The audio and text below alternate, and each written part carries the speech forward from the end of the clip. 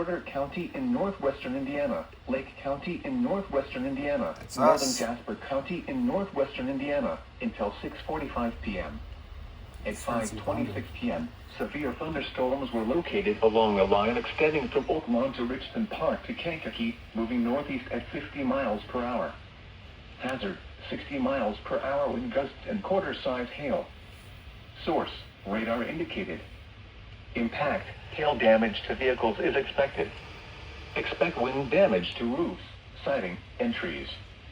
Locations impacted include Dyer, Lake Station, Wheatfield, Cedar Lake, Chesterton, Winfield, Thayer, Rose Lawn, Valparaiso, Town of Pines, Lake Delacarlia, Beverly Shores, Stoutsburg, Merrillville, Hobart, Lamont, Fair Oaks, Dunn's Bridge, Hebron, East Chicago, Porter, Dune Acres, Wheeler, Lakes of the Four Seasons, and Munster. Remain alert for a possible tornado. Tornadoes can develop quickly from severe thunderstorms. If you spot a tornado, go at once into the basement or small central room in a sturdy structure.